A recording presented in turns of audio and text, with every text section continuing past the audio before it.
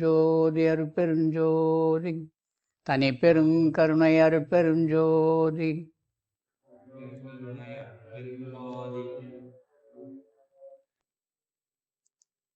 அன்பு ஆன்மநேயம் கொண்ட எனது உயிரில் கலந்துள்ள அன்பு ஆத்ம சகோதர சகோதரிகளே, நம்முடைய பெரியவர், நம்முடைய மூத்த சகோதரர் ஒரு அற்புதமான ஒரு கேள்வி இன்னைக்கு வச்சுருக்காரு.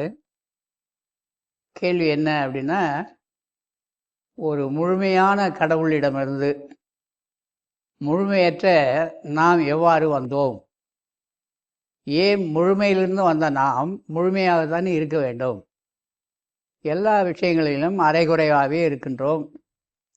மனம், புத்தி, சித்தம், அகங்காரம் எல்லாம் நம்மோடு இருக்கின்றது. ஏன் கடவுள் தன்மையோடு இல்லை? நாம் கடவுளிடம் இருந்து வந்தோம், அப்படியானால் ஏன் கடவுள் தன்மையோடு இல்லை? அதானே உண்மைதான். முதலாவது முழுமை என்பது என்னன்னு நமக்கு தெரியணும். முழுமை என்பது ஒரே ஒன்று தான் முழுமையானது. அதையும் இன்றைய அளவு விஞ்ஞானமும் ஆய்வு செய்து கொண்டே இருக்கின்றார்கள்.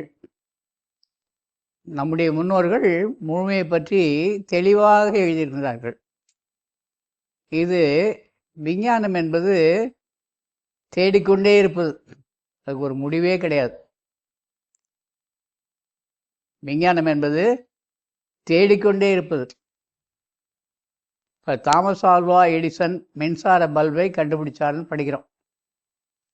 அவர் இப்போ எழுந்து வந்து தான் கண்டுபிடித்த இந்த மின்சார பல்பு எங்கன்னு தேடுவார். ஏன்னா இன்னைக்கு அந்த பல்பு இல்லை. நன்றாக விளைந்த மூங்கில் மரங்களை தேடி அதை துண்டுகளாக்கி எவ்வளோ முயற்சி பண்ணியிருக்கார். அந்த மூங்கில் எரியை விட்டு அந்த சாம்பலை எடுத்து அது உடையாம அந்த சாம்பலை ஒன்றும் அப்படியே லாட வடிவில் பண்ணி 2 முனையிலையும் ப்ளஸ் மைனஸ் சொல்லுவோம், பாசிட்டிவ் நெகட்டிவ் 2 மின்கம்பிகளை கொடுக்கின்ற போது அந்த மூங்கில், கருமையான மூங்கில் எரிந்து நின்று விடுகிறது. ஆஹா, நான் கண்டுபிடிச்சினேன் அப்படின்றாரு. அதன் பிறகு கொஞ்சம் முன்னேற்றம் அடைந்து இந்த குண்டு பல்பெல்லாம் நம்ம வீட்டில் இருந்தது, இப்போ தான் இல்லை. அதில் டங்ஸ்டன் ஒன்று இருக்கும், ஸ்ப்ரிங் மாதிரி. அது 2 முனை வெளியில் வந்து நிற்கும். அந்த பல்பு அதுக்கப்புறம் அவரால் அதை உருப்பெற செய்தார். நியூட்ரல் மெயின் சொல்லுவாங்க. 1 ப்ளஸ் 1 மைனஸ் 2 கரண்ட்டையும் கொடுக்கும்போது மின்சாரத்தை எரிய ஆரம்பிச்சது. இன்றைக்கி அந்த பல்பு தான் கண்டுபிடிச்சாலும் அதோடு இருக்கலாம்ல. இன்றைக்கி அந்த குண்டு பல்பெல்லாம் எங்கே போச்சுன்னு தெரியல. இப்போ பார்த்தீங்கன்னா இந்த டியூப் லைட்டும் போயிடுச்சு, இந்த குழல் விளக்கெல்லாம் வந்து போச்சு. இது கண்களுக்கு கேடு. ஆனாலும் இதை தான் நான் பயன்படுத்திக்கிட்டு இருக்கோம். ஆக இன்றைக்கி அவர் வந்திருந்தாருன்னா இந்த பல்பு நான் கண்டுபிடிக்கவே இல்லைன்னுவார். இப்போது நம்முடைய தலைமுறையில் இப்படி இருக்க பல்பு, வெளிச்சம் தரக்கூடிய மின்சார விளக்குகள் இன்னும் ஒரு 10 வருஷம் 15 வருஷம் போச்சுன்னா இது இருக்காது, வேறொன்று வரும். எதையாவது மாற்றிக்கொண்டே இருப்பது விஞ்ஞானம், அதுக்கு முடிவே கிடையாது. காலம் காட்டும் கடிகாரம்னு ஒன்று பண்ணாங்க. அந்த கடிகாரம் நம்ம அடிக்கடி பார்க்கறதுனால அதுக்கு என்ன பேர்? அடிக்கடி இப்படி பார்த்துப்போம், வீட்டில் அப்படி பார்ப்போம். அதுக்கு வாட்ச்னு பேர். அதுக்கு என்னன்னு பேர்? வாட்ச். என்ன நீ என்ன வாட்ச் பண்ணுற சொல்கிறாங்க இல்லைங்களா? வாட்ச் பண்ணுறது என்ன அர்த்தம்? அடிக்கடி பார்த்துக்கிட்டே இருந்தால் அது வாட்ச் பண்ணுறது. அப்போ அடிக்கடி பார்க்கக்கூடிய ஒரு பொருளை வாட்ச்ன்னு சொல்லி பேர் கொடுத்தாங்க. கையில் கட்டிக்கிற மாதிரி பேர் பண்ண வாட்ச் தானே. தமிழில் கை கடிகாரம், சுவர் கடிகாரம், இது கடிகாரங்கள். கடி அப்படின்னால நேரம் தான் தமிழில். ஆக அதில் எவ்வளோ நம்ம முன்னோர்கள் ஒரு கௌபீனம் கோமணம் கட்டியிருப்பாங்க, ஒரு 4 முழம் வேட்டி, ஒரு துண்டு, அவ்வளோதான். கும்மிடி போட்டிருப்பான். மேலே ஒரு அங்கத்தை மறைப்பதற்காக ஒரு வஸ்திரம், அங்க வஸ்திரம். இதோட 2 ஆடைகளோடு தான் இருந்தார் என்ன தாத்தாவுக்கு தாத்தா எல்லாருமே. ஆனால் இன்னைக்கு யாராவது 2 துண்டோடு இருக்குமா? இல்லை. அது எவ்வளோ மாற்றங்கள். நம்மவர்கள் பெண்கள், எங்கள் அம்மாவுக்கு அம்மாலாம் 16 முழம் சேலை. எத்தனை முழம்? 16 முழம் கட்டியிருந்தாங்க. இப்போ அத்தனை முழம் சேலை இருக்கா இங்கே? இல்லை. 16 முழம் கட்டினாங்கன்னா நடக்க மாட்டாங்க இப்போ இருக்கிறவங்க. அதுவே எடை அதிகமாகிடும். அதனால் ஒன்றும் மாறிக்கிட்டே இருக்கு. அப்போ முழுமை என்பது எவ்வாறு விளங்கும்? உங்களுக்குள்ளேயும் எனக்குள்ளேயும் முழுமையானது ஒன்று உள்ளது. அந்த முழுமைக்கு அன்பு என்று பெயர். அந்த முழுமைக்கு அறிவு என்று பெயர். அந்த முழுமைக்கு தயவு என்று பெயர். அந்த முழுமைக்கு கருணை என்று பெயர். முழுமையானது எப்பொழுதும் எந்த காலத்திலும் மாறாதது. எந்த காலத்திலும் மாறாதது எதுவோ அதுதான் கடவுள் தன்மை வாய்ந்தது. கடவுள் மாறுவதே கிடையாது. இந்த உடலுக்குள் இருக்கின்ற உயிருக்கு உயிராக இருக்கக்கூடிய ஆன்மா என்று சொல்லக்கூடிய அந்த பொருள் மாற்றம் இல்லாத ஒன்று. அது எங்கிருந்து வந்தது? எத்தனையோ ஞானிகள், சமயங்கள் நிறைய சொல்லியிருக்கு, மதங்கள் நிறைய சொல்லியிருக்கு, நிறைய சொல்லிக்கிட்டே இருக்காங்க. பைபிளில் கூட இயேசுபிரான் வரும்போது அவர் பரிசுத்த ஆவியிலிருந்து தோன்றியவர் அப்படின்னு சொல்லுவாங்க. ஆவியிலேருந்து தான் அத்தனை பேர் வந்தோம். ஆவி என்பது நம்ம வீட்டில் பானைக்கு மேலே தண்ணியை கொதிக்க வச்சோம்னா பானைக்கு மேலே நீராவியை பார்த்துட்டு ஆவின்னு சொல்லுவோம். அந்த ஆவி பானைக்கு மேலே மட்டும்தான் தெரியும், அதுக்கப்புறம் காண போயிடுச்சு. அந்த ஆவியில் எவ்வளோ துகள்கள் இருக்கும்? அந்த ஆவி துகள்கள் எவ்வளோ இருக்கும்? சாதாரணமாக நம்ம வீட்டில் தண்ணீர் கொதிக்க வைப்போம், ஒரு பிளேட்டு ஒரு தட்டு போட்டு மூடுவோம், கொதித்து இறக்கி வச்சுருவோம். அந்த பானையை தோட்டோம்னா சில்லுன்னு இருக்கும். ஆனால் மேலே மூடிய தட்டை எடுக்கும்போது தட்டிலேருந்து எவ்வளோ தண்ணி கொட்டும்? ஒரு டீஸ்பூன் 2 டீஸ்பூன் பாத்திர தட்டுக்கு தகுந்த மாதிரி தண்ணி கொட்டும். அந்த தட்டு உள்ளே நீங்கள் தண்ணி வச்சிங்களா? பானைக்குள்ளே இருக்கிற தண்ணி தட்டில் போய் படிஞ்சிருக்கு. ஏன் சாதாரணமாக தண்ணி போய் படிக்கலாம்ல? ஏன் படிக்கல?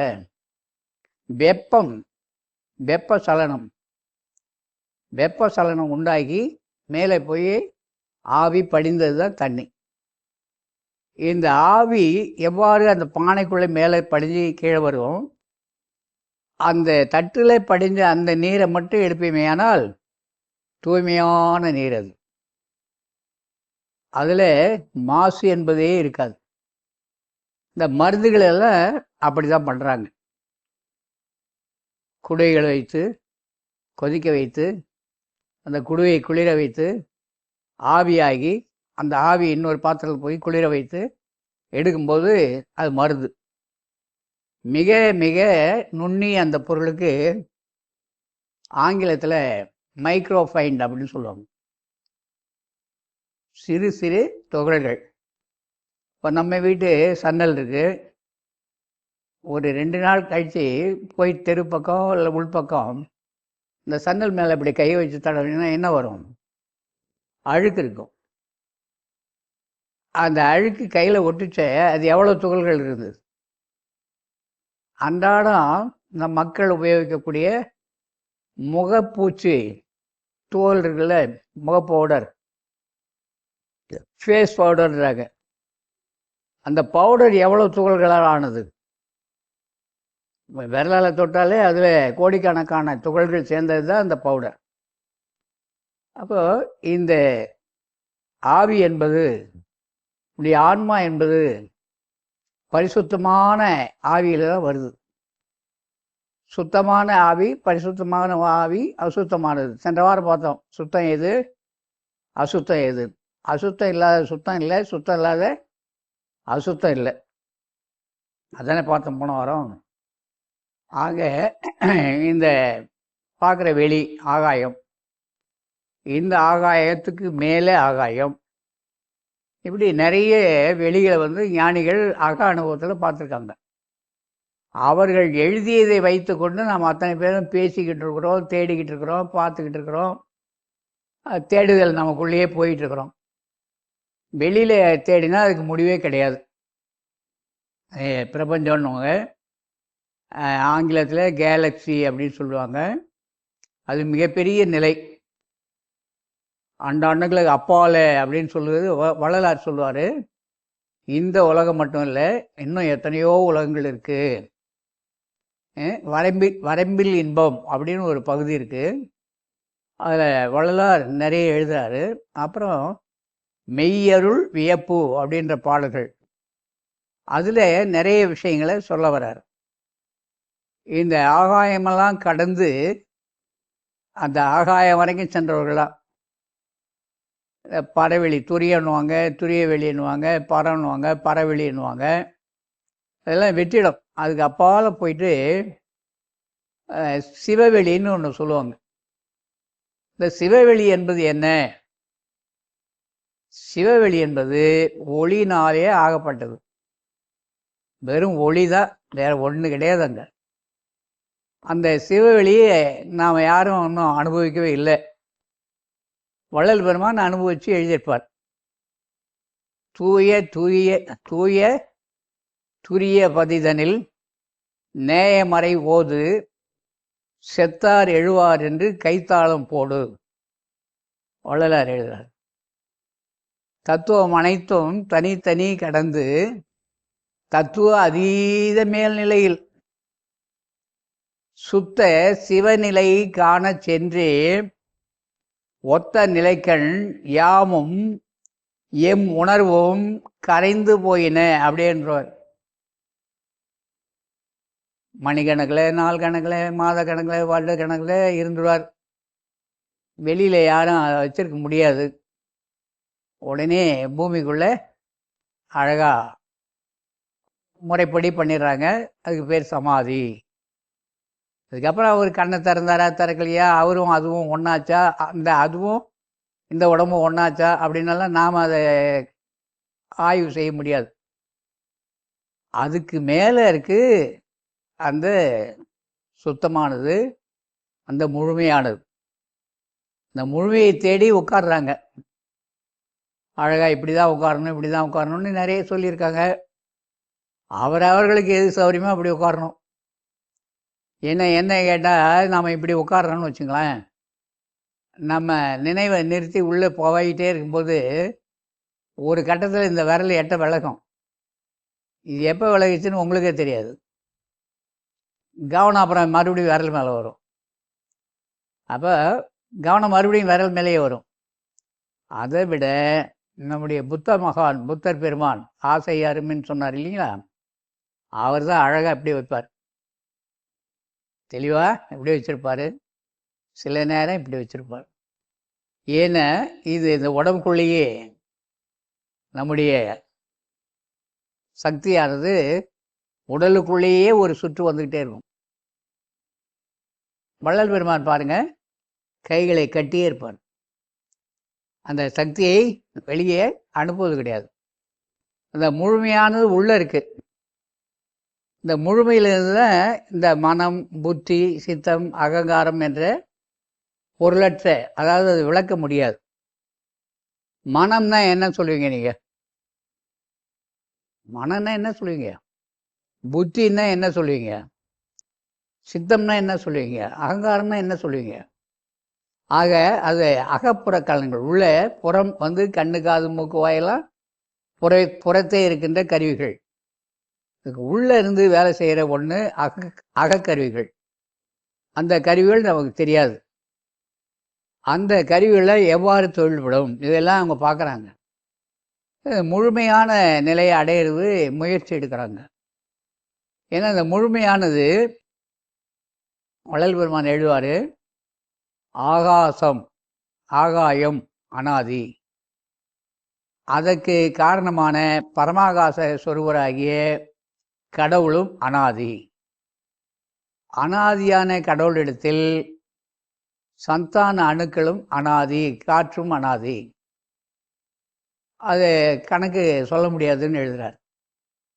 ஆக அது அசைவு ஏற்பட்டு அந்த ஆகாய அணுக்கள் காற்றணுக்களோடு கலந்து அது என்ன ஆகுது, நீராக மாறி அது நெருப்பாக மாறும். நெருப்பு நீர், அது மண்ணாக வருகிறது.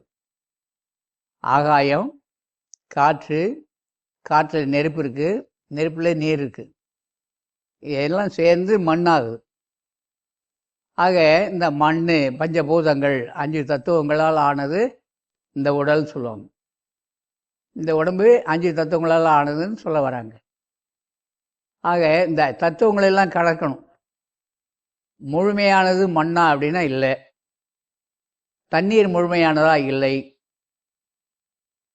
காற்று முழுமையானதா இல்லை. நெருப்பு முழுமையானதா இல்லை. அப்போ எது முழுமையானது? ஆகாயம் மட்டுமே முழுமையானது.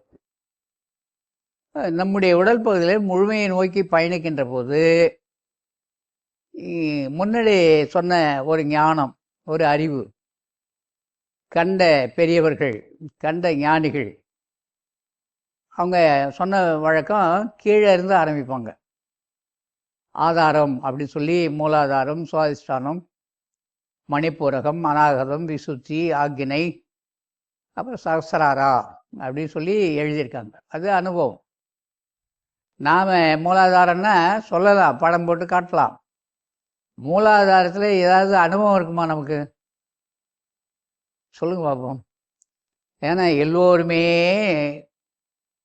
திருமணம் ஆனாலும் சரி, ஆகலைனாலும் சரி, அந்த கீழே இருக்கிற மையத்தில் ஏற்படக்கூடிய விளைவுகளை எல்லாருமே குழந்தைகள்லேருந்து அனுபவிச்சிருக்காங்க. முழுமையாக வயது வந்த பிறகு அதை அனுபவிக்கிறாங்க. அங்கே என்ன நடக்கும் அப்படின்றது யாருக்கு புரியல. ஏன்னா அது விளக்க முடியாத ஒரு இடம். அது அனுபவ அறிவு வந்தால் தான் அனுபவிக்க முடியும். அதனால தான் ஞானிகள்லாம் அந்த இடத்த சொல்லுகின்ற போது அந்த கனல் அங்கிருந்து உருவாகிட்டே இருக்கு.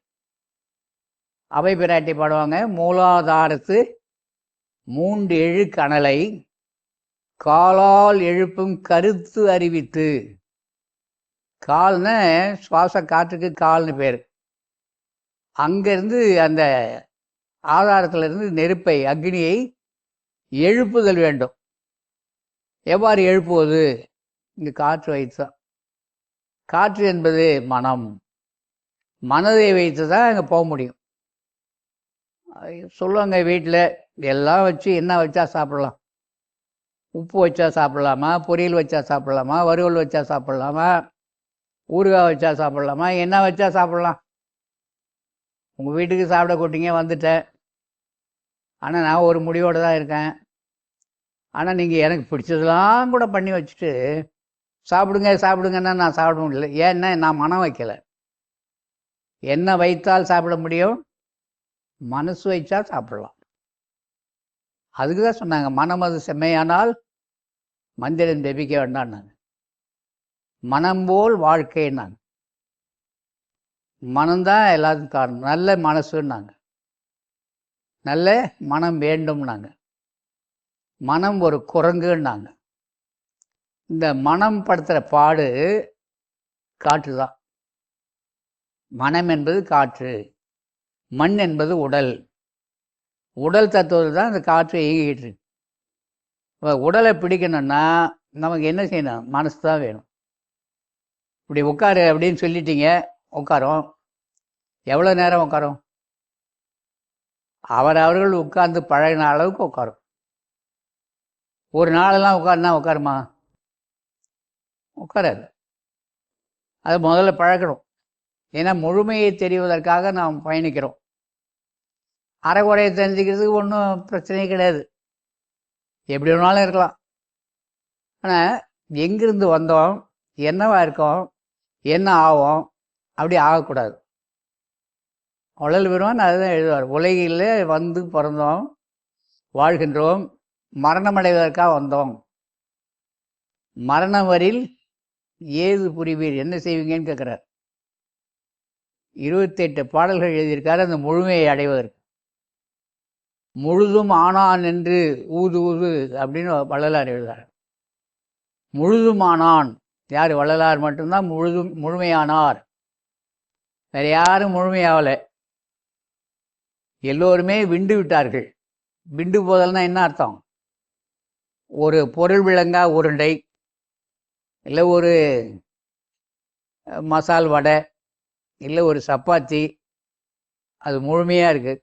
அதை பிச்சுட்டோன்னா என்ன ஆகும்? உடைச்சிட்டா என்ன ஆகும்? பாதி. பையன்கிட்ட கொடுத்து விண்டு அவனுக்கு கொடுன்றோம். விண்டு கொடுக்கறதுனா உடைத்து கொடுத்தல். விண்டுதல் அப்படின்னா ரெண்டாவதுக்கு விண்டு போதல்னு பேர், விண்டு போதல். அப்போ அதை உள்ள இருக்கிற முழுமையை காண முயற்சி எடுத்தவர்கள், கண்டு கொண்டவர்கள் அத்தனை பேரும் அதோடு கலந்து இந்த உடம்பும் அதுவாகி முழுமையாகிறாங்க. அதை பார்க்க போனவங்க முழுமையாகணும்னு இருப்பாங்க, ஆக முடியல. உடல் வேறு, உயிர் ஆன்மா வேறு என்ற நிலைக்கு தள்ளப்பட்டு உடம்பு கீழே விழுந்துடும். மகா சமாதியானார். எடுத்து இந்த உடம்பை என்ன பண்ணுவோம்? அடக்கம் பண்ணுவோம். ஆக அது விண்டு போனதானா? விண்டு போனது தான். அதனால்தான் கண்டு அவர் விண்டிலர், விண்டவர் கண்டிலர். அந்த பழமொழி எப்படி இருந்தது? கண்டவர் விண்டிலர், விண்டவர் கண்டிலர். கண்டுட்டோன்னு சொன்னால் நம்ம உடம்பு உடையாது. காணாத வரைக்கும் இந்த உடம்பு கண்டிப்பாக உடைய தான் செய்யும். இப்போ முழுமையானது ஏன் இந்த அறகுறையோடு சேர்ந்தது? அந்த முழுமையானது எங்கிருந்து வருதுன்னு கவனிக்கணும். இதை தான் வள்ளலார் மிக தெளிவாக எழுதுகிறாரு. தந்தை என்பவனுடைய சுக்கிலப்பையின் கண் யான் வந்து அமைந்த கனப்போது தொடங்கி கனப்போது வரையில் என்ன ஒருவாறு கணக்கிடப்பட்ட அப்படின்னு ஒரு கணக்கு சொல்வார். ஆவி உருவாக ஒளி உருவாக இருந்தீர். அருட்பெருஞ்சோதி ஆண்டவர் எழுத வரார். அருட்பெருஞ்சோதி ஆண்டவர் எங்கே இருக்கிறாரு? தந்தை என்பவனுடைய சுக்கிலப்பையில் வர விந்து துளியில் ஆவி உருவாக ஒளி உருவாக இருக்கார். அப்படிப்பட்ட அவர் தாய் என்பவருடைய சுரோனித திரளில், அந்த இரத்த உருண்டையில், அந்த இரத்தத்தாலான கரு முட்டையில் போய் இணையிறாங்க. இணைஞ்சு ஒரு கரு உருவாகுது. கா என்ற எழுத்து எண்ணிலே எதை குறிக்கும்? பொண்ணு. பொண்ணு. ரூ என்ற வார்த்தை எதை குறிக்கும்? 5. 1 5வது எங்கன்னா கருவறையில். அதுக்காக கருன்னு பேர். 1 5 மாறுது. மெய் வாய் கண் செவி மூக்கு என்று 5 புலன்களோடு அங்கே தான் உருவாகுது. அதனால் கரு உருவாகுதல் அப்படின்னு பேர். ஆக அந்த முழுமையானது உள்ளே நமக்குள்ளே தான் இருக்குது. அந்த முழுமையை நோக்கி நம்ம யாரும் பயணிக்க முடியல. இந்த உடல் பகுதியில் முழுமையானது எங்கே இருக்குன்னா உடல் முழுவதும் பரவி இருக்கு. ஒட்டுமொத்தம் உடல் முழுவதும் பரவி இருக்கு. பார்க்குறோம், இங்கே எல்லாம் வெளிச்சமாக இருக்கு. இதை தான் பார்த்துக்கிட்டு இருக்கிறோம். இந்த வெளிச்சம் எங்கே இருக்குன்னு பார்த்தோம்னா மேலே இருக்கு. அங்கேருந்து இந்த வெளிச்சம் இங்கே எப்படி வரும்? இதுக்கு பேர் பிரகாசம். இந்த பிரகாசத்துக்கு உள்ளே இருக்கிற ஒரு உள்ளொளின்னு எழுதுகிறார் வள்ளலார். பிரகாசத்துக்குள் இருக்கும் அந்த உள்ளொளி தான் பேலன்ஸ் பண்ணிக்கிட்டே இருக்கு, நடனம் பண்ணிக்கிட்டே இருக்கு. அதை அணுவாக வள்ளல் பெருமான் கண்டிருக்கிறார். அதை தான் நீ யார் எனில் நான் சின்ன அணு வடிவினன், என்னுடைய இருப்பிடம் லலாடஸ்தானம் நெற்றி பகுதி, என்னுடைய தன்மை கோடி சூரிய பிரகாசம், 3/4 பங்கு வெண்ணிறம் 1/4 பங்கு பொன்னிறம்.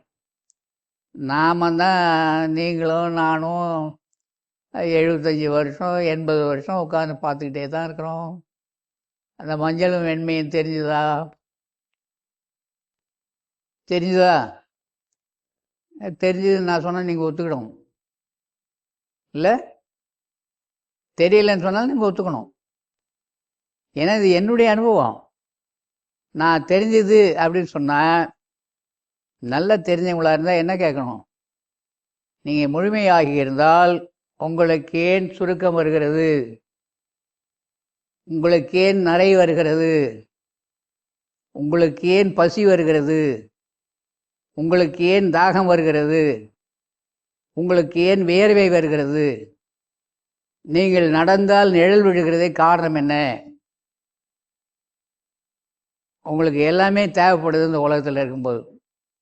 இந்த முழுமையானது அடையும் போது பசி இல்லை, தாகம் இல்லை, வேர்வை இல்லை, முதுமை இல்லை, நரை இல்லை, சிறை இல்லை, மூப்பு இல்லை, மரணம் இல்லை. அப்போ இந்த முழுமையை அடையிறதுக்கு நாம் யாராவது முயற்சி எடுக்கிறோமா? எடுத்துக்கிட்டே இருக்கிறேன். இந்த பிறவிலன்னா அடுத்த பிறவி பார்த்துக்கோங்க. இது வேற ஒரு நம்பிக்கை, அடுத்த பிறவின்னு ஒன்று இருக்குது அப்படின்னு. இந்த பிறவியே இருக்கா?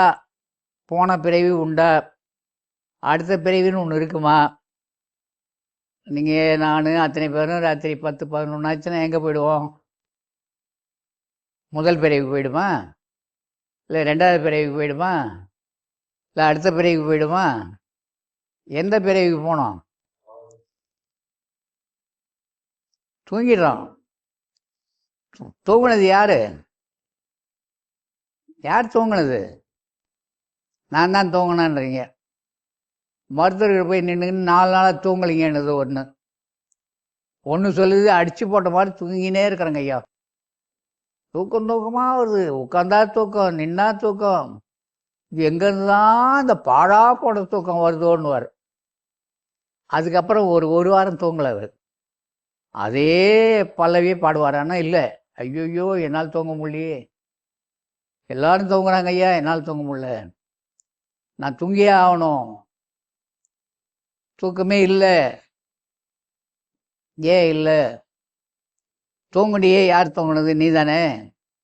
இப்போ தூக்கம் இல்லைன்றியே யார்? நீ தானே. அப்போ தூங்குனது நீ, தூக்கம் வரலன்னு சொன்னது நீ. அப்போ தூங்கினப்போ என்ன இருந்தது?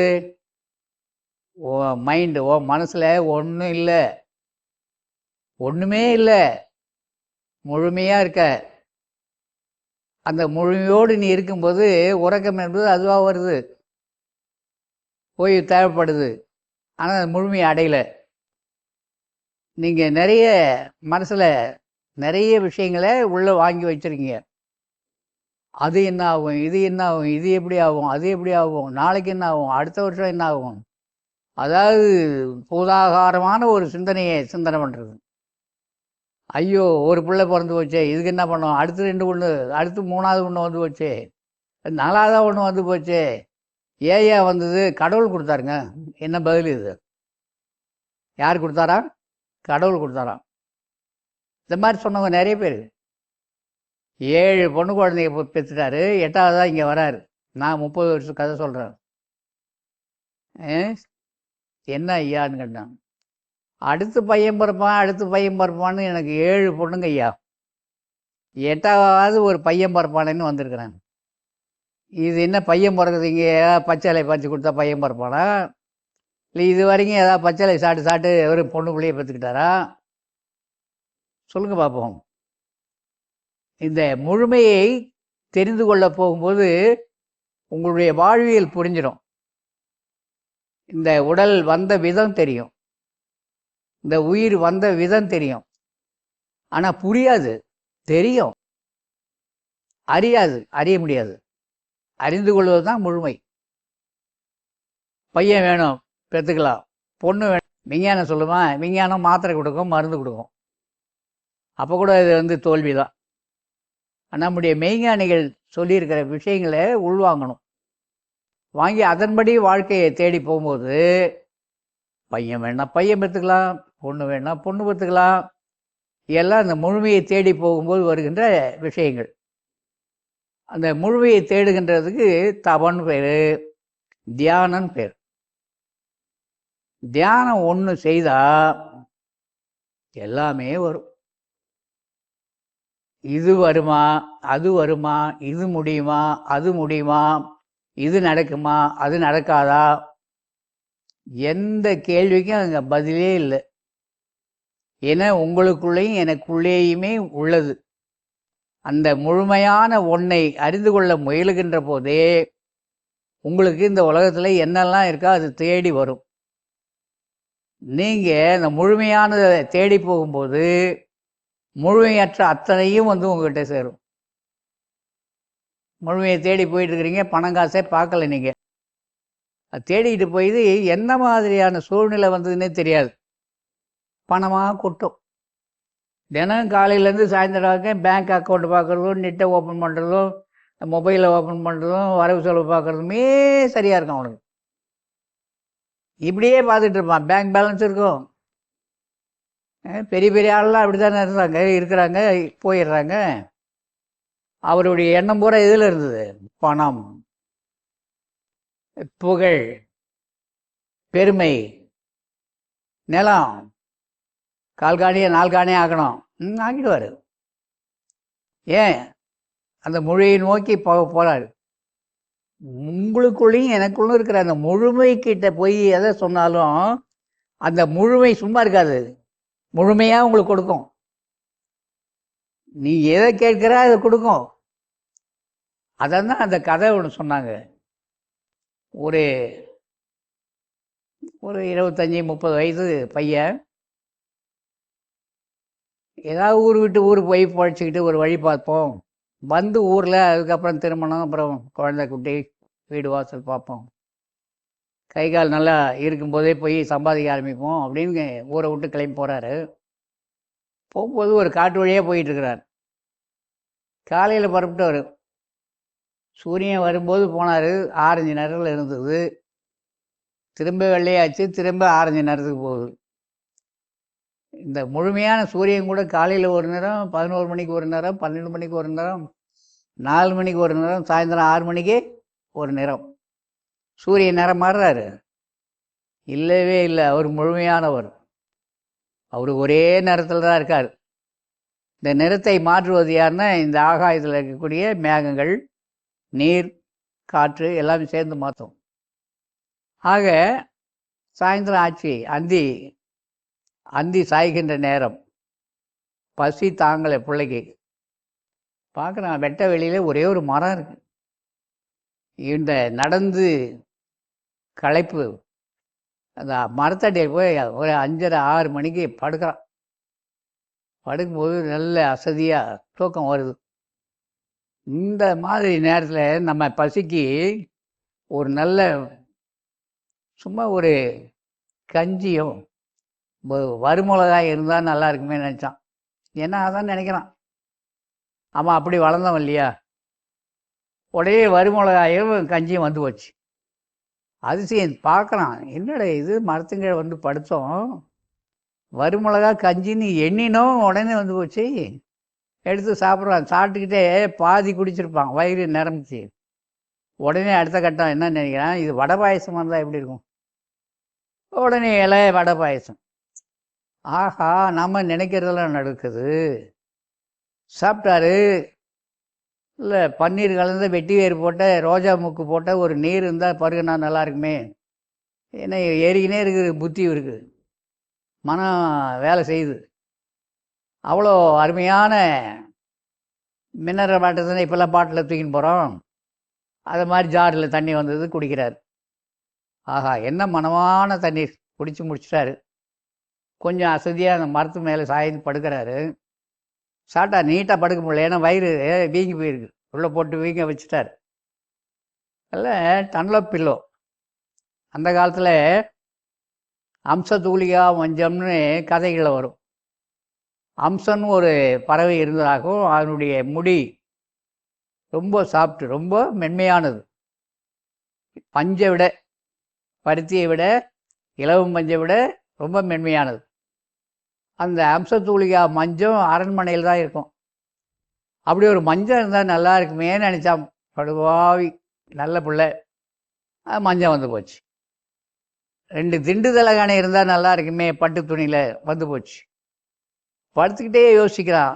பக்கத்தில் ஒரு துணை இருந்தால், நல்ல ஒரு சினி ஸ்டார் மாதிரி ஒரு பொண்ணு இருந்தால் சௌரியமாக இருக்கும்ல. கட்டி பிடிச்சின்னு கால் மேலே கையை போட்டு, கை மேலே காலை போட்டு, அப்படியே கண்ணை மூடி பார்த்தா எப்படி இருக்கும் அப்படின்னு நினச்சான். வந்துச்சுங்கய்யா பொண்ணு. அப்படியே அது கூட சந்தோஷமாக இருந்துக்கிட்டு தலையை தூக்கி மேலே பார்த்தான்.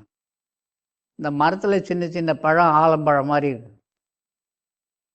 இந்த பழம் மட்டும் பூசணிக்காய் மாதிரி இருந்தால் ஊந்தா என்ன ஆகும்னு நினச்சான்.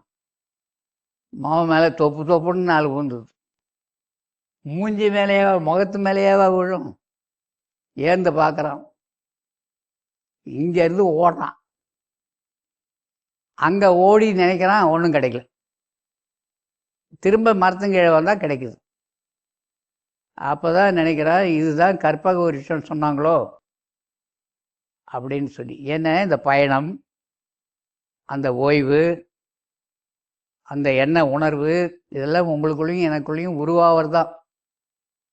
நடந்து போனால் சைக்கிள் கேட்கும், சைக்கிளில் போனால் பைக் கேட்கும், பைக்கில் போனால் கார் கேட்கும், காரில் போனால் அதை விட கார் கேட்கும். எவ்வளோ நாளைக்கு தான் காரில் போகிறது, ஆகாய விமானத்தில் போகும்னு நினைக்கும்.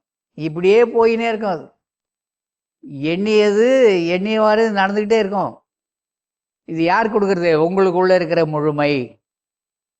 அறியாமலேயே அந்த முழுமையோடு வாழ்ந்து கொண்டிருக்கிறார்கள் சிலர். அந்த மேலே, அந்த முழுமையின் மேலே நம்பிக்கை இருக்காது, எண்ணுவதே கிடையாது. அவன் என்ன நினைக்கிறான், இப்படியே தான் இருக்கணும்னு நினச்சிக்கிட்டே இருக்கான். அவன் எப்பயுமே இப்படியே தான் இருப்பான். ஒரு ஊரில், ஏதாவது ஒரு ஊரில் போய் பாருங்கள், தாத்தா காலத்தில் பொட்டி கடை வச்சுருப்பார், அப்பா காலத்துலேயும் அந்த பொட்டி கடை வச்சுருப்பார் அவர் பிள்ளை. அடுத்த தலைமுறைக்கு போய் பார்த்தீங்கன்னா அவரும் அந்த பொட்டி கடையை தான் வச்சுருப்பார். ஆனால் அவரோட கடை வச்சவங்களாம் எங்கே இருப்பாங்க? எங்கேயோ போயிருப்பாங்க. என்ன காரணம்? அந்த முழுமையை நோக்கி பயணிக்கவில்லை. இந்த முழுமை ஏன் இப்படி குறையாச்சு, அரைகுறையாச்சு அப்படின்னா, தாய் என்பவள் தந்தை என்பவனுடைய சுக்கில சுரோனித கலப்பு ஏற்படுவதால் அவருடைய கூறும் நம்முடைய உடம்பு பகுதியில் கலக்கும். ஒரு கிழங்கு பயிர் வைக்கிறோம், இந்த கிழங்கை பூமியிலேருந்து எடுக்கிறோம். எந்த மாதிரி பூமியில் அந்த கிழங்கு விளைஞ்சதோ அந்த தன்மை அந்த கிழங்குக்கு உண்டா இல்லையா? இப்போ உலகத்திலேயே பலாப்பழம் அப்படின்னா பன்னுருட்டி பலாப்பழம்னு பேர். பன்னுருட்டியில் ஏது மரம்? பன்னுருட்டிக்கு அப்பால் இருக்கிற சாத்திப்பட்டு, பலாப்பட்டு, எல்லா ஊர்லேயும் விளையிற அந்த மரத்தில் விளையிற அந்த பழம் அவ்வளோ சுவை. அந்த கன்றுகளையே வாங்கி கொண்டு போய் அடுத்த ஊரில் நடுறான். கொடைக்கானலில் நடுறாரு, ஊட்டியில் நடுறாரு. இதே பழம் வருமானா? மரம் வரும், பழம் வரும், சுவை வராது. ஏன்? மண்ணுக்கேற்ற விளைவு. இந்த மண்ணில் என்ன விளையணுமோ, அந்த எந்த மண்ணில் என்ன சத்தோ அது விளையுது. ஒரு மரத்துக்கே இந்த கூறு வேலை செய்யுதுன்னா, இந்த உடம்பு எடுத்த வந்த எனக்கு எங்கள் அப்பா கூறு, எங்கள் அம்மா கூறு. கூறுன்னா அறிவு, கூர்மைன்னா அறிவு. பென்சில் ஷார்ப்னர் போட்டால் என்ன வருது? கூறு. பென்சில் மொட்டையாக இருந்தால் எழுத முடியுமா? பென், பேனா, நிப்பு, பேனா முள் எப்படி இருக்கணும்? ஆமாம், 5வது 6வது படிக்கும்போது எங்கள் அப்பா பேனா வாங்கி கொடுத்து உதையாக வாங்கியிருக்கிறோம். ஏன்னா பிடிச்சி அடித்து எழுதும்போது நிப்பு கிழிஞ்சிடும், பட்டை அடிக்கும், மெலீஸாக எழுதாது. நம்ம பென்சிலையே எழுதின ஆள் பேனா கொடுத்தா என்ன ஆகும்? பென்சிலுக்கு கொடுக்குற அழுத்தம் பேனா கொடுப்போம். அந்த பேனாவுடைய நிப்பு முனை என்ன ஆகும்? விரிவடையும். அப்போ பட்டை அடிக்கும், அப்போ உதவாங்க. அப்புறம் வாங்கி அந்த நிப்பு இன்னும் 4னா அதை வாங்கி கொடுக்குறதுக்கு, காலனா கொடுத்து வாங்குறது, 4னா கொடுத்து வாங்குற பேனாவுக்கு பெரிய பிரச்சனை. அதை வாங்கி என்ன பண்ணுவார்? ஒரு பிளேடு எடுப்பார், ரவுண்டாக இருக்கும், அந்த நிப்பில் நீட்டாக இருக்கும்.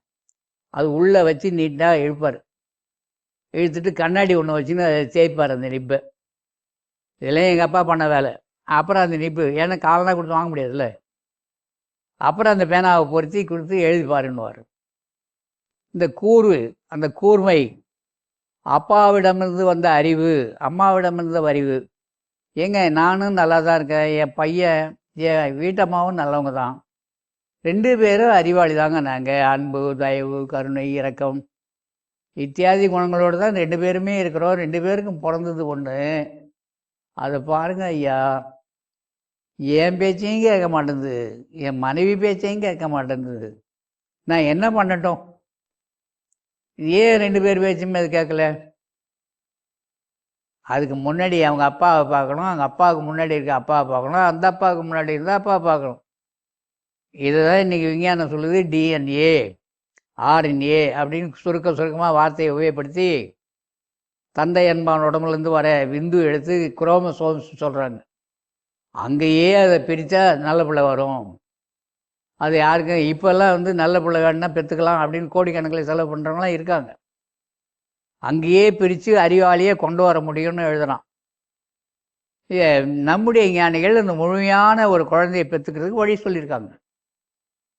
முழுதும் ஆனான் என்று வள்ளலார் எழுதுவார். முழுதும் ஆவறதுன்னா அந்த ஆன்மாவாக நம்முடைய உடலும் உயிரும் ஆன்மாவாக மாறணும். எப்போ மாறணும்? நம்முடைய முன்னாடி இருக்கிற இந்த கூறு, அது எழுதுவாங்க, என்ன சொல்லுவாங்க, கூறு கட்ட ஆள்றாமன்னுவோம்ல. என்ன ஆள்? கூறு கட்ட ஆள். நீ என்னடி கூறு கட்டவளா? நீ மாமியார் கேட்கல, மருமவள. கூறுன்னா அறிவு. நீ என்ன அறிவு கட்ட போனா? அவன் நல்ல கூறானவன், அப்போ அறிவாளி. கூறு என்றால் கூ என்ற சொல்லு குருத்து, குரு அப்படின்ற வார்த்தையிலேருந்து வருது. எல்லா பொருளுமே குருத்து வருதுன்னு சொல்ல முடியாது. ஒரு அவரை விதை நடுறீங்க, மொச்சக்கொட்டை நடுறீங்க, அது கூறு வருதுன்னு சொல்லிங்களா? தேங்காயை நட்டிங்கன்னா என்ன சொல்லிங்க? குருத்து வருது. வாழை மரத்தை நட்டால் குருத்து வருது. குருத்து ஓலை விழான்னே ஒன்று எடுத்துக்கிட்டு இருக்கிறாங்க. நம்ம அந்த அறிவை தேடி போகணும். அதுதான் முழுமையானது. நம்முள்ள அந்த முழுமையானது உள்ளது. ஆனால் முழுமையை நோக்கி நம்ம பயணிக்கவே இல்லை. வள்ளல் பெருமான் முழுதுமானான், உடையவே இல்லை, 2ஆகவே இல்லை, முழுமையாயிட்டார். அப்போ முழுதும் ஆகிறதுக்கு என்ன வழி? அப்போ முழுதும் ஆனான் என்று வள்ளலார் சொன்னது அதுதான். இந்த முழுமை வருகின்ற போது, இப்போ கிழங்கு எடுக்கிறோம், கிழங்குல அழுக்கு இருக்குது. எந்த பொருளும் தூய்மை, சுத்தம், அசுத்தம் சேர்ந்து தான் வருது. அதனால் சென்ற வாரம் பார்த்தோம், எதுவும் அசுத்தமும் கிடையாது, எதுவும் சுத்தமும் கிடையாது. சுத்தம் என்பதும் அசுத்தம் என்பதும் நம்முடைய எண்ணங்களில் தான் இருக்குது, மனசில் தான் இருக்குது. நம்ம மனசை எந்த அளவுக்கு உயர்த்தினோ அது முழுசாக இருக்கும். எப்போது முழுமை அடையுதோ அதுக்கு அப்போ ஒன்றுமே தெரியாது. திருவண்ணாமலையில் ஒரு சாது காலையில் கடை திறக்கிறாங்க, டீ கடை. அந்த கடைக்காரர் அந்த சாது நடந்து போவார். அவரை கூப்பிட்டு 2 இட்லியும் வடையும் கொடுப்பார். காலையில் கடை திறந்த உடனே அந்த பரதேசி நடந்து போகிற அந்த சாமியாருக்கு போய் கொடுக்குறியேன்னு பையனுக்கு கோவம். தினம் சொல்லுவான், கடை வியாபாரமே ஆகலை, போனியே பண்ணலை, அந்த சாமியாருக்கு காலையில் கொடுக்குற அப்படின்வான். உன் வேலையை பாருங்கானும், அவரால் தான் எல்லாம் நடக்குது, பிசாம இருன்னுவார். சொல்லு செய்யிரு அப்படின்னு ஒரு நாளைக்கு எனக்கு கோபம் வந்து போச்சு. அந்த இலையில 2 இட்லி, வடை, சட்னி ஊற்றிட்டார். இந்த சாமி, இந்த சாது, இந்த பரதேசி சாப்பிட்றாரு. நடந்துக்கினே போயிட்டு இருக்கிறாரு. இந்த பையன் போனால் காதை அறுத்துட்டான், காதை காயப்படுத்திட்டான். ரத்தம் துறன்னு ஒழுது சாப்பிட்றதுல, காதுலேருந்து பீறிட்டு அடிக்குது. அப்படியே சாப்பிட்றாரு, சாப்பிட்டுக்கிட்டே போகிறாரு. அந்த பக்கம் போனால் ஐயோ சாமி காதை அறுத்துனான்னு ஓடிறாங்க எல்லாம். பார்த்தா சட்னியிலேருந்து ரத்தம் காணாம், காதில் அறுக்க மாதிரி ஒன்றும் காணாம், காது அறுத்த இடமும் தெரியல. இந்த பையன் காலில் வந்து கும்பிட்றான். இது உண்மையிலேயே திருவண்ணாமலையில் நடந்த சம்பவம். அது ஒரு சாமி திருவண்ணாமலையில் சமாதி ஆனார். அதே மாதிரி அவங்களாம் முழுமையாக போயிட்டுருக்குறாங்க. அந்த முழுமையோடு இணைந்து இருக்கும்போதே இவ்வளவு ஆற்றல். இன்னும் முழுமை ஆகலை, முழுமையை பற்றி எண்ணிக்கொண்டே இருக்கிறார்கள். முழுமையை பற்றி எண்ணிக்கிட்டே இருக்கிறாங்க. ஓஷோ சொல்லும்போது சொல்லுவார், ஒரு முழு மனிதன் யார் அப்படின்னா பைத்தியக்காரன் தான்னுவார். முழு மனிதன் யார்? பைத்தியக்காரன் தான். அவனுக்கு கள்ளம் கவடம் சூது வாது ஒன்றும் தெரியாது. அவனுக்கு மனம் என்பது வேலையே செய்யாது. மனதை துறந்தவன் யாருன்னா பைத்தியக்காரன் தான். இப்போ எல்லா ஞானிகளுமே நாட்டில் என்னவா இருந்தாங்க? பைத்தியம்தான். பைத்தியம்தான். சிலருக்கு பொண்ணு பைத்தியம், சிலருக்கு பண பைத்தியம், சிலருக்கு புகழ் பைத்தியம், சிலருக்கு பெருமை பைத்தியம், சிலருக்கு நிலம் மேலே பைத்தியம், இல்லை யாருக்கு எது மேலே பைத்தியமோ அது போயிட்டே இருக்கும். இந்த பைத்தியம் எல்லாம் உள்ளே இருக்கிற முழுமைக்காக போகிற பைத்தியங்கள். அந்த முழுமை கிடைக்கிறதுக்கு முன்னாடியே இவங்க முழுமையை எட்டும் போதே ஒன்றாயிடுறாங்க. இப்போ இவங்களே மறந்துடுறாங்க. எல்லாமே இருக்காது அவங்ககிட்ட. இருக்கும் இருக்காது, இருக்கும் இருக்காது. அவங்க அந்த முழுமைக்கு பயணிக்கும் போதே இவ்வளோ அனுபவம். இந்த முழுமையான எப்படி இருக்கும்? இவர்கள் மனதை திறக்கிறாங்க, அந்த புத்தியை சரியான இடத்துல வைக்கல. வள்ளல் பெருமான் மட்டுமே தனித்துவம் வாய்ந்த ஒரு உத்தமர். உலகத்தில் வேற யாரும் உத்தமன் கிடையாது. நீங்கள் எப்படி நினைச்சாலும் நினைச்சிங்க, அதை பற்றி எனக்கு கவலை இல்லை. உத்தமன் அப்படின்னா வள்ளல் பெருமான் மட்டுமே உத்தமன். அகவல் வரியில் அவர் வாயிலாக அவரே சொல்லுவார், உத்தமன் ஆகுக ஓங்குக என்றனை போற்றி நின் பேரருள் போற்றி நின் பெருசீர் ஆற்றலின் ஓங்கிய அருட்பெருஞ்சோதி. அந்த முழுமை எங்கே இருக்குன்னா நமக்குள்ளதான் அருட்பெருஞ்சோதியாக இருந்து கொண்டிருக்கிறது. அதுக்கு முன்னாடி இந்த மனம் புத்தி சித்தம் அகங்காரம் இருந்து நம்மை போக ஓட்டாமல் தடுக்குது. இதை அந்த முழுமைக்கு செல்லுகின்றவர்கள் இதை கடந்து போகணும். அதுதான் வள்ளல் பெருமான் என்னன்னு சொன்னார், நான் எனது என்னும் தேக சுதந்திரம், போக சுதந்திரம், ஜீவ சுதந்திரம், இந்த சுதந்திரத்தை எல்லாம் நான் விட்டுட்டேன்டார். நீங்களும் நானே விட முடியுமா?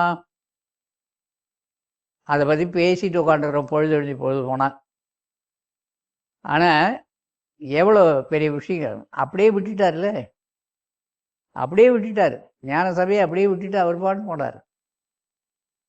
அது முழுமை ஆகிறதுக்காக தான். எல்லாவற்றையும் வைத்து கொண்டு நான் முழுமையாவேன் அப்படின்னா நானும் இதை ஆக முடியாது. உங்களில் நீங்களும் யாரும் ஆக முடியாது. நாம் முழுமையாக ஆகணும். நானும் நீங்களும் என்ன பண்ணணும்? பற்றற பற்றற பற்றுக.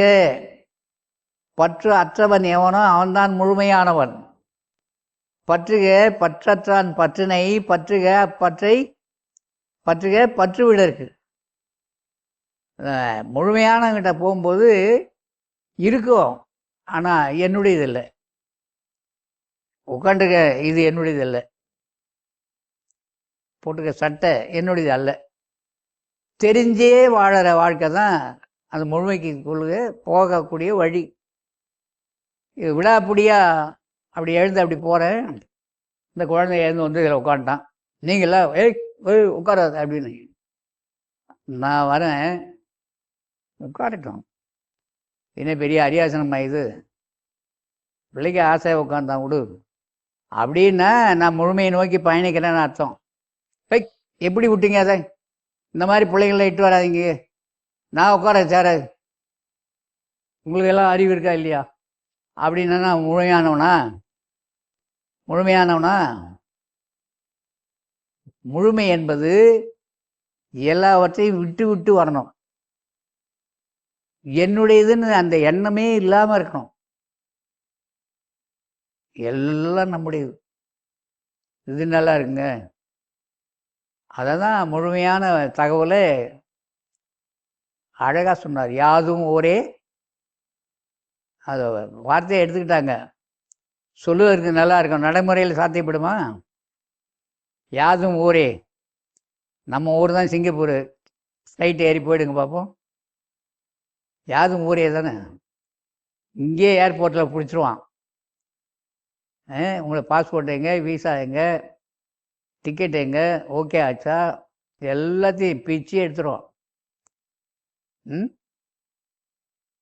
அது அவர் சொல்லிட்டார், யாதும் ஊரே யாவரும் கேளீர். இந்த ஞான அனுபவம் வந்தவங்களுக்கு இந்த உலகமே அவங்கள தான். ஒரு குறுகிய வட்டத்தில் அவங்கெல்லாம் இருக்கவே மாட்டாங்க. அவங்களுக்கு எல்லாமே இந்த உலகமே. வள்ளல் பெருமான் சொல்கிறாரு, உலகத்தினத்தே மிகவும் பெரிதற்கரிய மனிதத்தை பெற்றுக்கொண்ட நம்மவர்களே எல்லாரையும் கூப்பிட்றார். இவங்க அவங்கன்னெல்லாம் சொல்லவே இல்லை. மோடி மஸ்தான் ஒரு பெரிய ஞானி சென்னையில் சமாதி ஆனார். அவர் கூப்பிடுவார், வாங்க எல்லாரும் வாங்க நம்ம போகலாம் அந்த இடத்துக்கு. எங்கே முழுமையாகிறது, முழுதுமாகிறதுக்கு அவரும் அழைத்தார். ஆனால் முழுமையானாரான்னு அது அவரை தான் கேட்கணும். ஏன்னா முழுமை என்பது நம்முடைய குணங்களை தான் நம்ம முழுமையாக்கணும். நம்முடைய எண்ணங்களை, நம்முடைய குணங்களை மாற்ற வேண்டும். நான் எனது என்னும் செருக்கு அறுக்கணும். அப்போ முழுமையாகணும் எண்ணுகிறோம். முழுமையானுமா? முழுமையாகணும். முழுதும் ஆகிறதுக்கு ஒரே வழி, நமக்குள்ளே நம்ம பயணிக்கணும். அப்படி பயணிக்கும் போது நமக்கு எல்லாமே வரும். நான் முதல்ல சொன்ன அந்த கூறு, அப்பா கொடுத்தது அம்மா கொடுத்த அறிவெல்லாம் வரும், பாட்டம் பாட்டி கொடுத்த அறிவெல்லாம் வரும். அதெல்லாம் அப்புறம் தள்ளிவிட்டு அந்த கூறுகிட்ட மட்டுமே போகணும். கூறுனா அறிவு. இந்த பூமியில் பிறந்த நமக்கு, இந்த உடல் எடுத்த நமக்கு அந்த முழுமை, அந்த கூறு என்று சொல்கின்ற அந்த அறிவு எங்கே இருக்கும் அப்படின்னு நீங்களும் நானும் தேட வேண்டிய அவசியமே இல்லை. வள்ளல் பெருமான் முழுதுமாவதற்கு ஒரு வழி சொன்னார். என்ன சொன்னார்? அழகாக சொல்லிட்டார். கருத்திலே கருதி வழிபாடு செய்து வந்தால் கருத்தின் கண் அந்த முழுமையானது நமக்கு வெளிப்படும். இந்த முழுமைதான் அன்பு, முழுமைதான் அருள், அந்த முழுமைதான் தயவு, இந்த முழுமைதான் கருணை. நம்முடைய உடல் பகுதியில் உடல் எடுத்து வந்த முதல் மையம், கடைசி மையம், 2 மையம், நடுவில் இடையில ஒரு மையம். இந்த இடையில இருக்கிற மையம் கீழ் மையத்துக்கும், இடையில இருக்கிற மையம் மேல் மையத்துக்கும் என் நேரமும் இது இப்படி இழுக்கும், இது இப்படி தள்ளும், இது இப்படி இழுக்கும், இது இப்படி தள்ளும். ஒரு பெரிய போராட்டமே தினம் நடந்துகிட்டு இருக்கு வாழ்க்கையில். இந்த கீழ் மையத்துக்கும் மேல் மையத்துக்கும் பெரும்பாலானவர்களுக்கு அந்த கீழ் மையம்தான் வேலை செஞ்சுட்டே இருக்கு. முயற்சி எடுத்து மேல் மையத்துக்கு போகிறது தான் தியானம், தவம்னு பேர். அமைதியாக உட்கார்ந்து கீழ் நோக்கி போகின்ற எண்ணம், புத்தி, செயல், மனம், இது அத்தனையும் நெற்றி பகுதியிலே நிறுத்தி நிறுத்தி பழகி வந்தால், ஏன்னா முழுமை எங்கே இருக்குன்னா நெற்றிக்குள்ளே தான் இருக்குன்னு வள்ளல் பெருமான் தெளிவாக எழுதிட்டார். அந்த காலத்து ஞானி திருமூலர் திருமந்திரத்தில் தெளிவாக எழுதிட்டாரு. உள்ளம் பெருங்கோயில், பெரிய கோயில் பெரிய கோயில்னு ஓடாத, பெரிய கோயில் உனக்குள்ள தாண்டா இருக்கு தம்பி. உள்ளம் பெருங்கோயில், ஊனுடம்பு ஆலயம். தினம் ஆலயத்தை கழுவு, தேய், கோலம் போடு, வத்தி ஏற்று, உடம்ப பாரு. ஊனுடம்பு ஆலயம். கோபுரவாசல் எதை? அண்ணாக்கு உள்ளே இருக்கிறது தான் கோபுரவாசல். இந்த புலனைந்து மணி விளக்கு. தெளிவாக இரு. உள்ளே போய் வெளியே வர மூச்சு காத்திருக்க, அந்த சீவன் தான் ஜீவன் ஆகுது. அழகாக எழுத்தார். அழகாக சொல்லி உள்ளத்துக்குள்ளே போகணும். சரி, இந்த உள்ளத்துக்குள்ளே நாம் கவனத்தை வச்சு வச்சு வச்சு வச்சு நிறுத்தி நிறுத்தி நிறுத்தி தினம் தவம் பண்ணுறோம். நிறுத்தினா தான் எங்கெங்கே போய் நிற்குது. அது என்ன செய்யலாம்? எங்கெங்கே போல உங்களுக்கெல்லாம் நின்று இருக்குன்னு நினைக்கிறேன். எனக்கு என்ன நிற்கலப்பா. உங்களுக்கெல்லாம் நின்று போச்சு இல்லையா? எல்லாருக்கும் நின்று போச்சே. எல்லாருக்கும் நிற்குது, பார்த்துருக்கேன் நானே. உட்காந்து தியானம் ஜெபம் ஜெபிச்சாச்சு, நிச்சயில் இருக்காங்க, பார்க்குறேன்.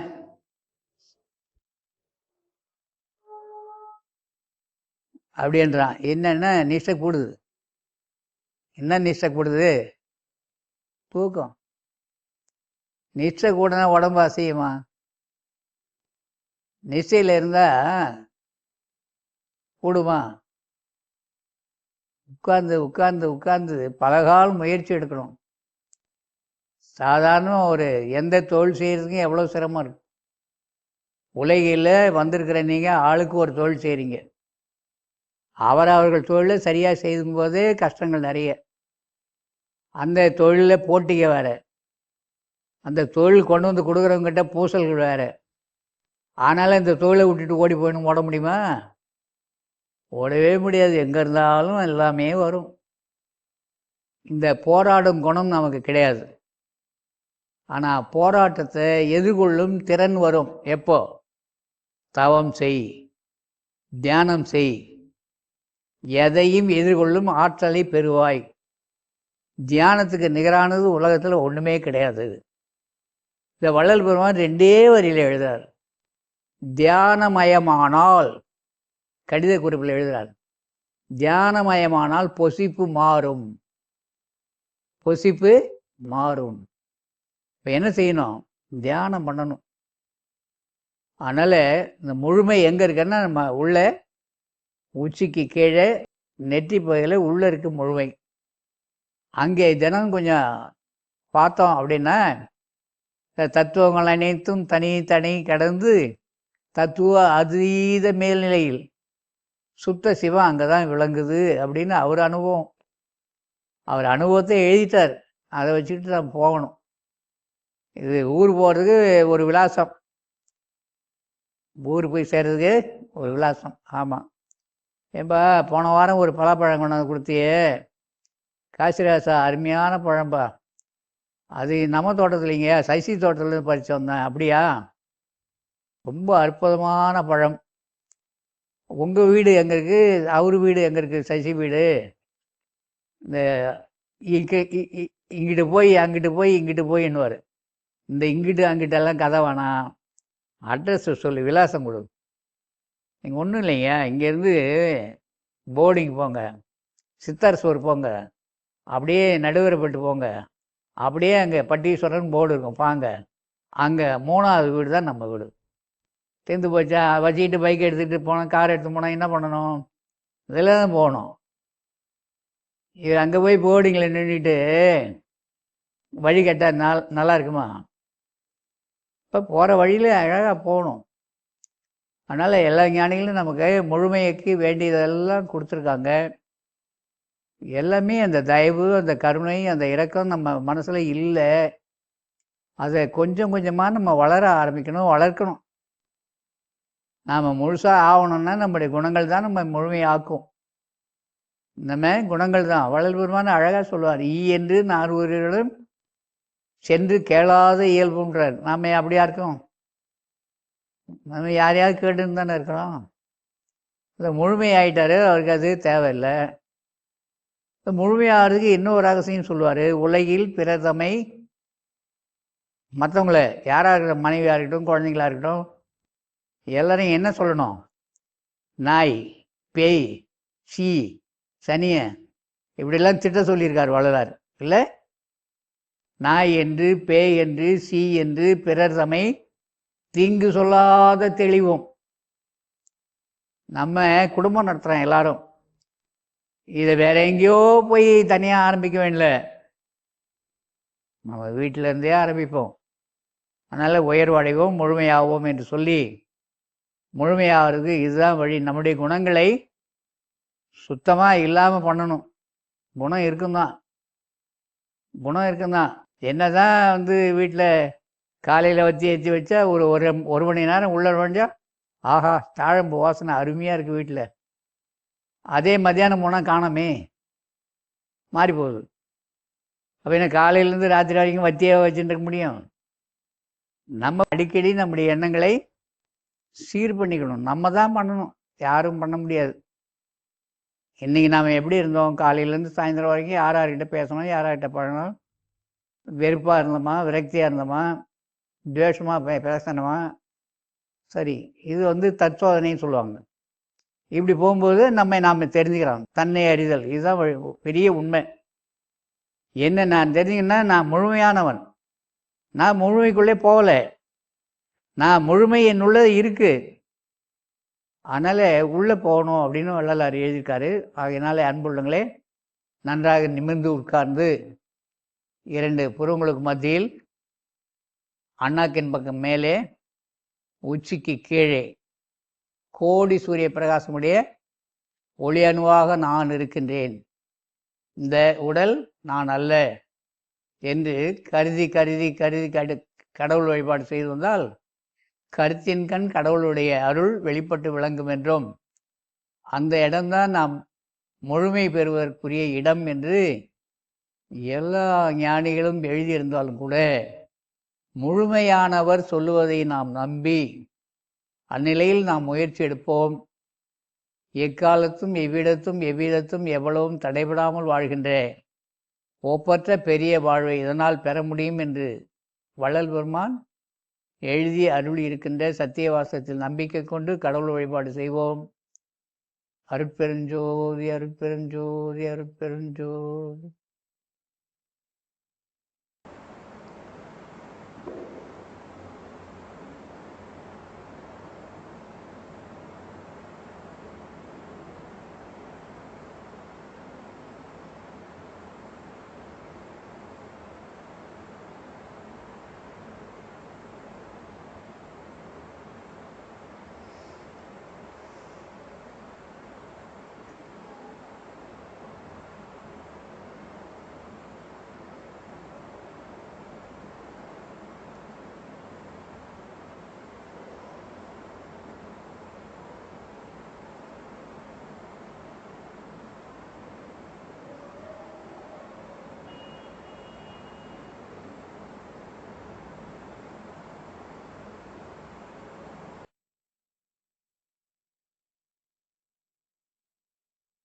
அருட்பெருஞ்சோதி அருட்பெருஞ்சோதி தனிப்பெரும் கருணை அருட்பெருஞ்சோதி.